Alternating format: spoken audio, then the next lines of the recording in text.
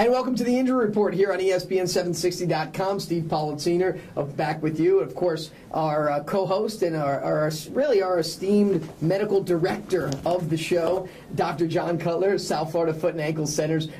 John, really looking forward today because today's going to be about you and your specialty. So we're really going to get to dive in and delve into what you know best, foot and ankle and everything that comes along with injuries and associates with those two parts. Very, very important parts of the body. Well, it's great being here, Steve, and I'm excited just to talk to you one-on-one. I mean, usually we're fighting for airtime to try to ask all those questions to all the prominent people in our community, and I feel fortunate to be able to discuss some of the things that I do with you here today. And I think we should start, John, just a little background on you. You're right, we oftentimes are joined by some of the most prominent surgeons in the area, but you are one of the most prominent surgeons in the area. 20 plus years in South Florida, Johns Hopkins trained. Tell us a little bit first about your background, why foot and ankle was such an important discipline to you, and also how much it's changed over the years. Sure, great question, and it has evolved greatly.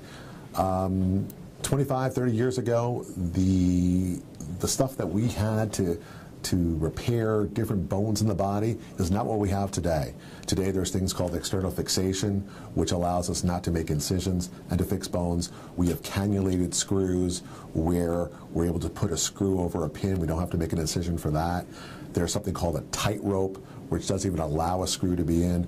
There's so many new devices that modern medicine has come up to really help us in the foot and ankle, as well as the rest of the body, as we've learned before, as far as the knee and the hip. We've talked about all the prominent people who are using the latest technology just here in South Florida. This isn't at Johns Hopkins anymore or at Mayo Clinic or Cleveland Clinic.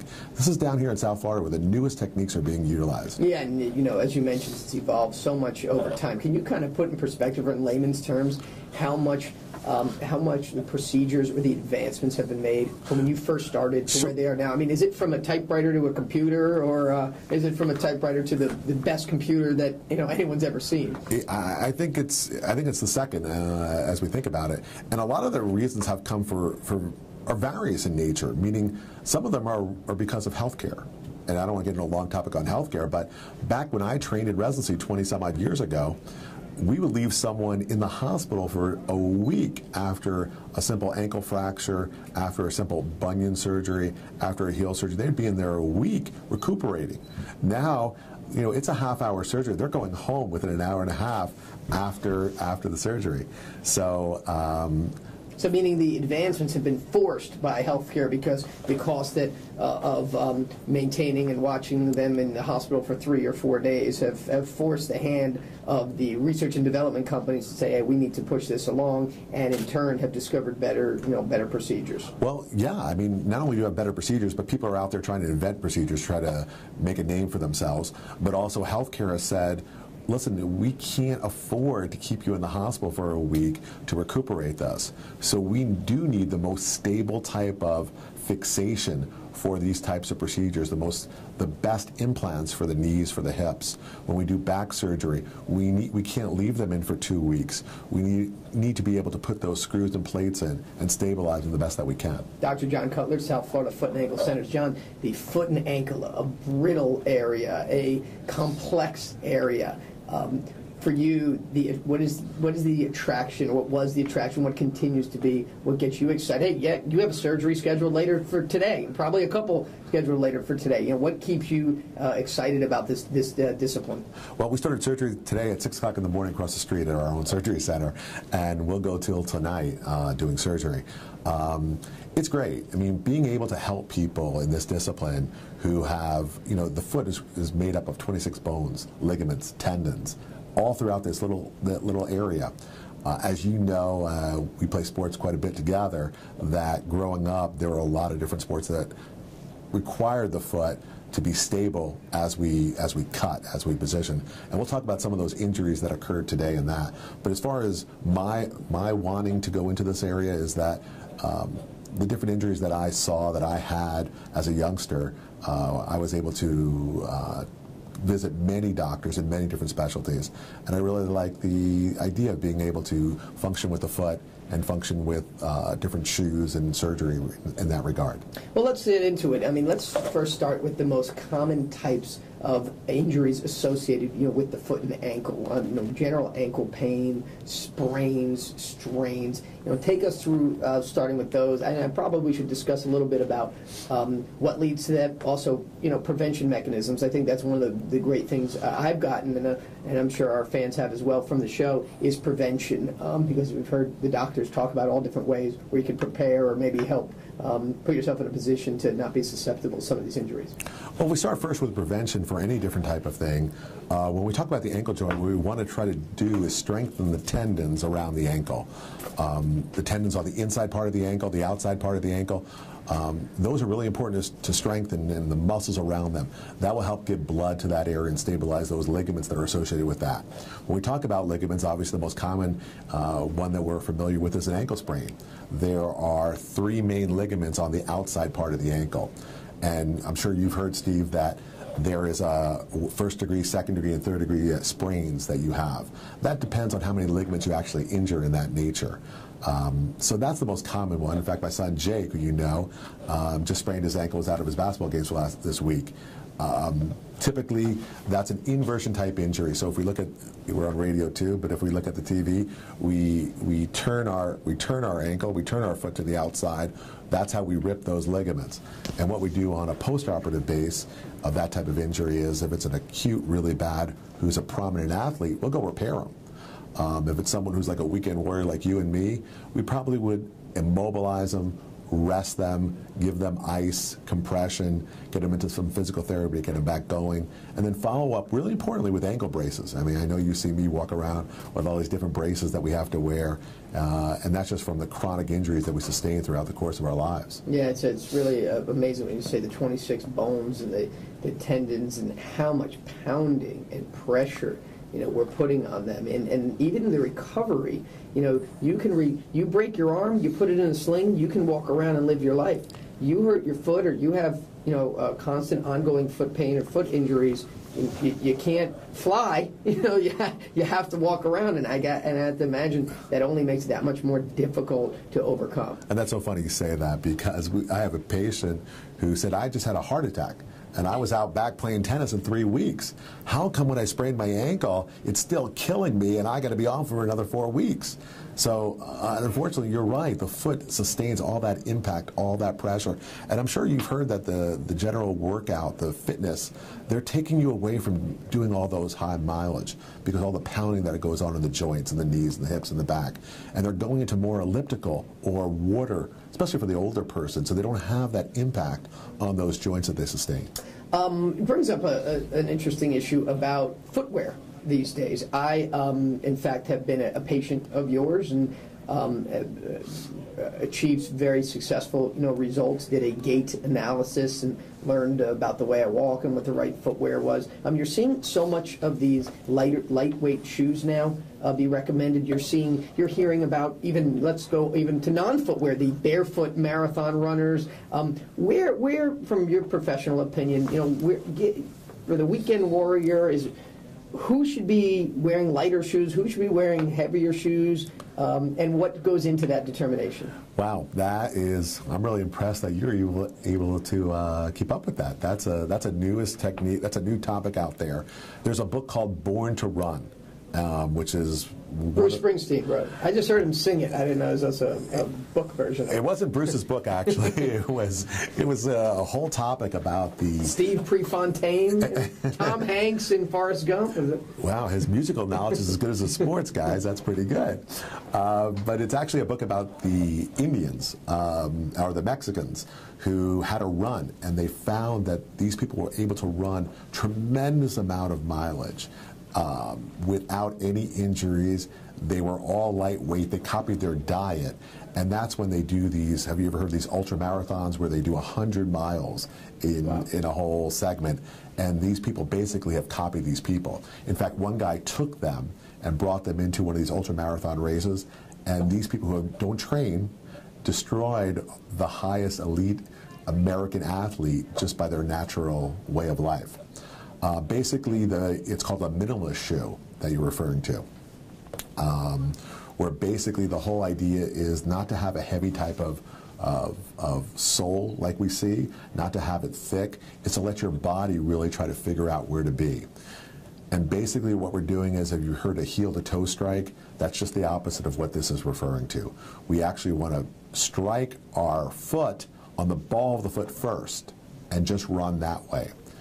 And is this something, if you're 40 years old or you're 50 years old and you've walked one way your whole life, and you're pronated or you're supinated or you're inverted, or however the different ways that you walk, you see the duck walk, you see the pigeon toe. Is this something that you can consciously and should be consciously trying to change from a long-term perspective? And is the footwear there allow you to do it? We certainly know orthotics have been one of those things over the years that have compensated for that as well. It's a big debate. I mean, right now it's 50. We have in our literature, you'll have, it's almost like the Saturday Night Live, pro and con. You'll have the pros for it and the cons for it. The whole idea is to walk on the ball of the foot. You'll take all that pressure off the heel, and just imagine if you can, a vector force going up from the heel into your knee, into your back. You won't have that striking going on where they have that pressure in the joints in your knee and your back. You'll be pushing off, using your calf, using exactly. your glutes and different body parts. Without that heavy force. You got to remember, every time you hit, there's a force going up. Mm-hmm. So there won't be that force going up in a direct form to your knee or to your hip or to your back. You touched on Achilles, one of those really scary injuries when you hear about, again, we bring a lot of stuff back here into fantasy football. When you hear your guys out with the Achilles injury in basketball or in the NFL, they're done. They're done for the year and could be career threatening. Of course, the advancements have, you've seen more guys get back up on the court or on the playing field. But what is it about the Achilles heel injuries, the Achilles tear injuries that are so difficult to overcome? The Achilles tendon is probably the most important tendon in the whole lower extremity, where that is holding up your, it goes behind your knee all the way down to your heel. And that's what causes your foot to go into what we call a plantar flex position, where it drops and you're able to push off. Without that Achilles tendon, you're not able to push off and walk and run. In fact, in Greek times, that was the Achilles. They used to cut the Achilles so the slaves couldn't run away, and that's how it occurred. So when you tear your Achilles, you really need, first of all, to repair it, and that takes 6 to 8 weeks non-weight bearing on that. Then after that, you need to strengthen it and stretch it back out again, and that takes another 3-4 months just for that.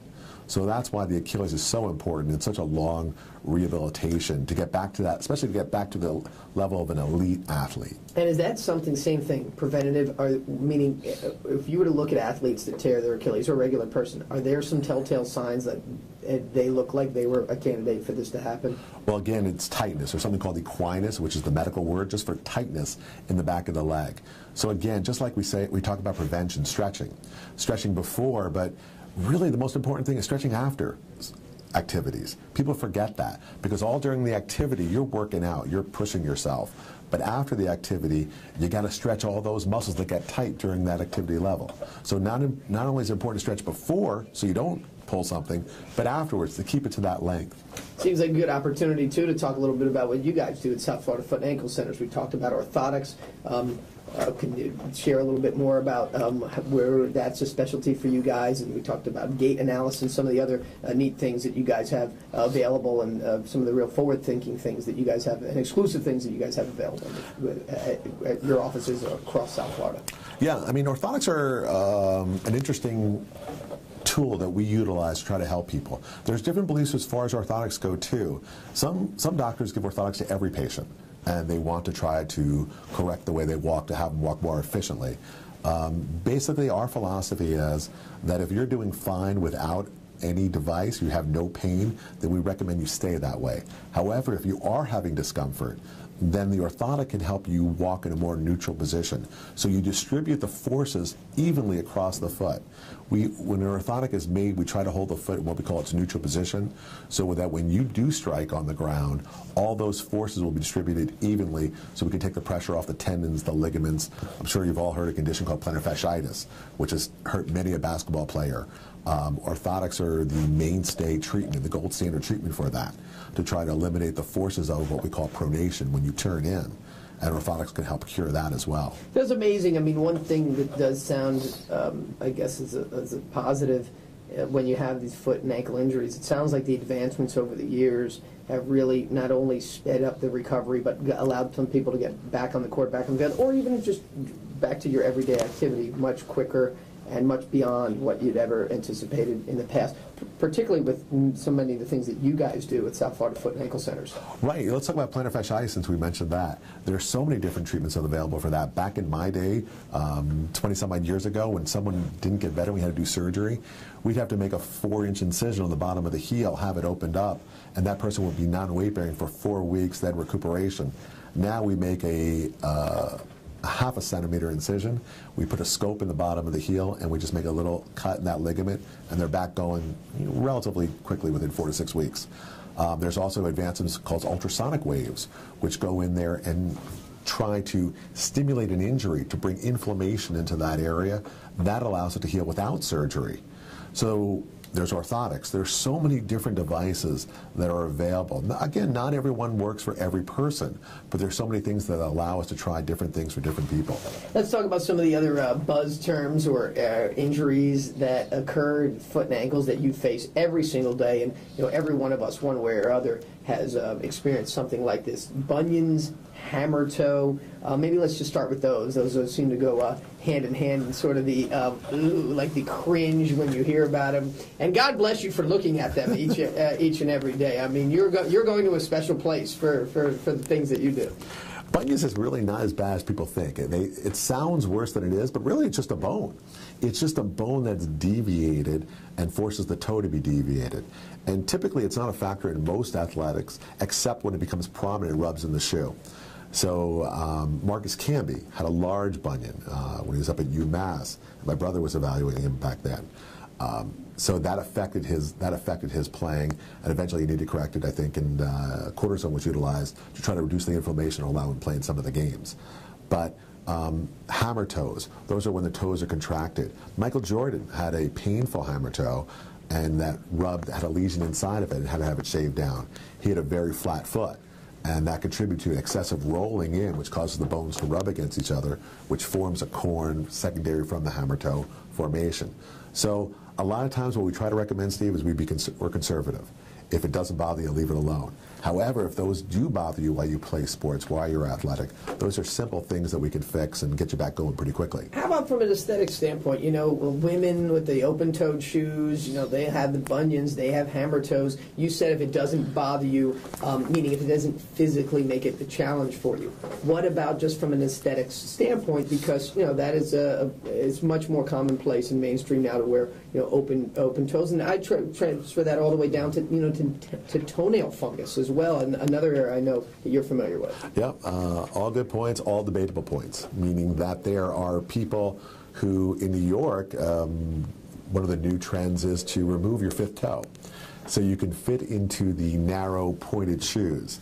Again, the typical, I think the orthopedic community and the foot and ankle community is against that. We try to treat Who is for that? Is there another community that's for the removing your fifth toe? The shoe company. The shoes companies who want you to fit into those shoes.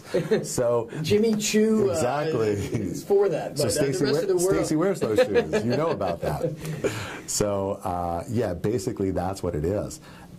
There's cosmetic versus painful, symptomatic. We tend to go symptomatic. Obviously, if you have a young girl who needs to be in fashion, that's something we obviously do. Because if she has to wear those shoes, they will hurt. So you can justify it in those reasons. And then really going on to sports now. Plantar fasciitis, you mentioned, that's so closely associated, with professional sports. And more recently, the Lisfranc injuries. You're hearing a lot more about, Cedric Benson, Santonio Holmes, Maurice Jones-Drew, just a couple of the NFL athletes, in the last year who have suffered from this. Is this new? Is this something that just popped up, and why are we seeing so much of this lately? Well, I think it's always around. I think it's just a coincidence, really, that we're seeing so much of the Lisfranc's injury. If I take a break, just to go back to the plantar fasciitis for a second, that's probably the most common thing that we see. I mean, in basic layman's terms, why does plantar fasciitis happen? I can't even say it. You're doing great. You're doing great. It's a great question, too. The reason that it occurs is the way we walk. First of all, down here in South Florida, I can't tell you how many patients say, well, you know, I've been up north, I never had any pain. Well, they have carpeted floors in New York. They had a much more cushion, those types of things. Down here, the tile floors put much more pressure on the heel. Also, when we pronate, we roll in. That rolling in causes the plantar fascia, which is the ligament that starts on your heel. Everyone thinks they have a heel spur on the bottom. Typically, 98% of the time, the heel spur on the bottom of your heel does not hurt. What's hurting you is that ligament called the plantar fascia, which is pulling on the bone. That's the main problem. So we do see a lot of plantar fasciitis. If I say that represents probably 25% of all my patients. Okay, and then Lisfranc, what is it? Why does it happen? Lisfranc, fortunately, does not represent most of my patients, but when it happens, it's a pretty severe injury. There's a ligament that holds one bone to the midfoot together. When that ligament is ruptured, the other bones can move apart and they separate.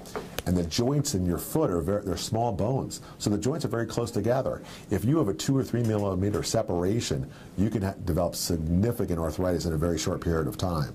Therefore, there could be possibly 1 to 2 joints involved, or 8 joints, depending on how much displacement you get after you rupture that ligament.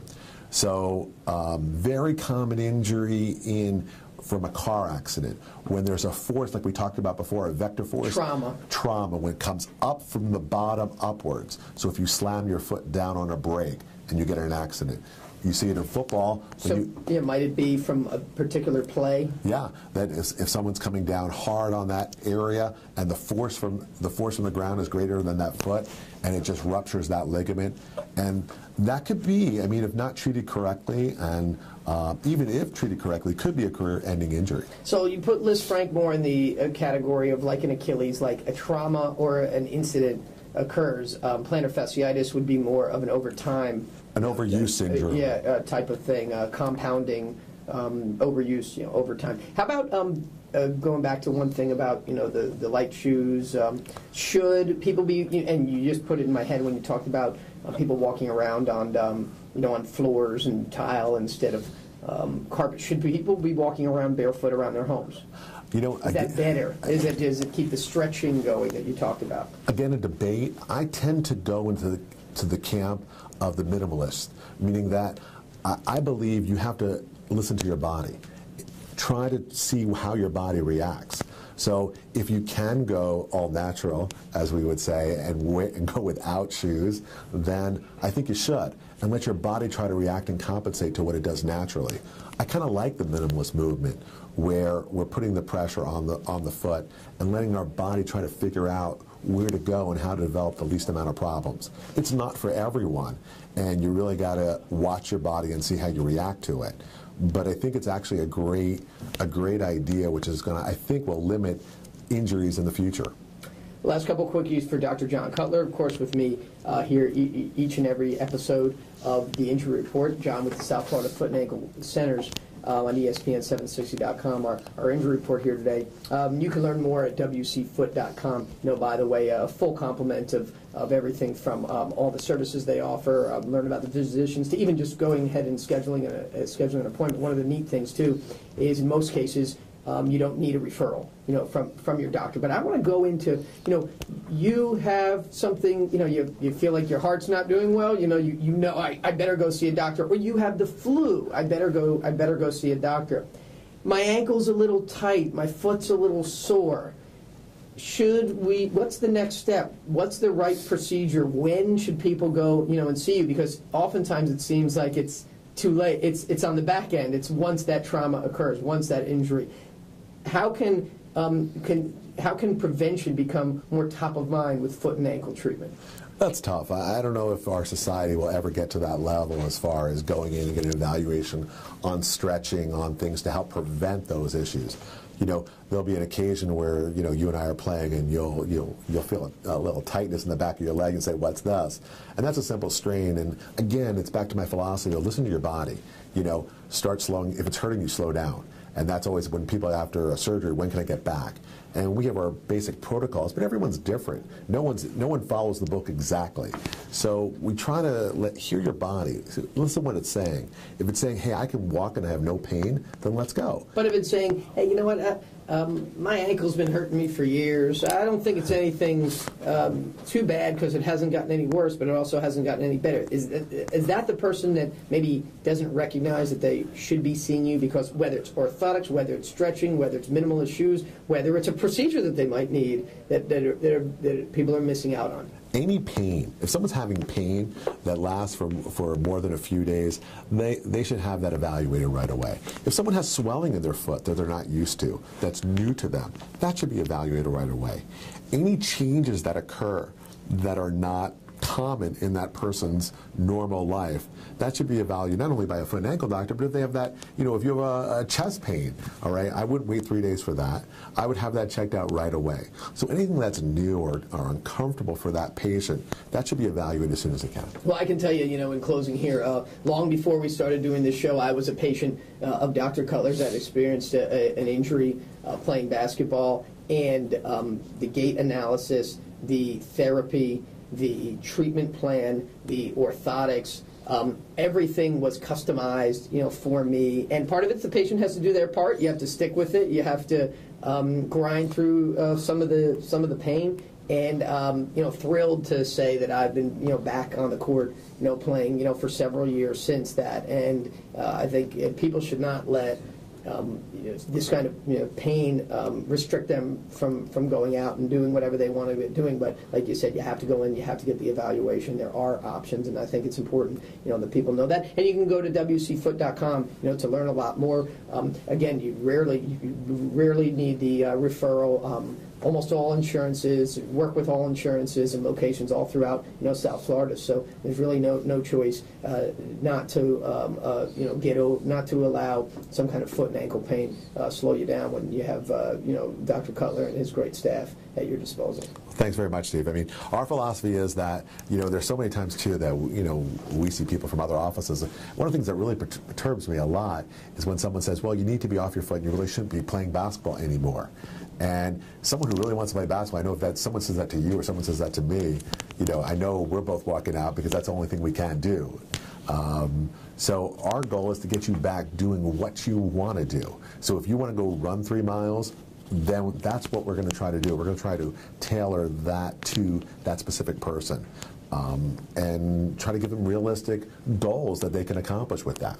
Well, Doc, very informative. Glad you got the chance to talk a lot today and show off a little bit about what you know. In fact, we even learned some Greek mythology, I believe, earlier. Learned a little bit about Achilles. Learned a lot about a lot of those kind of areas, how to prevent them, and really gained a lot of appreciation for what you do each and every day. So we better let you get to surgery. We hope you've enjoyed another episode of the Injury Report. For Dr. John Cutler from the South Florida Foot and Ankle Centers, Steve Politziner from ESPN760.com, and you've been listening to the Injury Report. We'll see you next time. Thank you.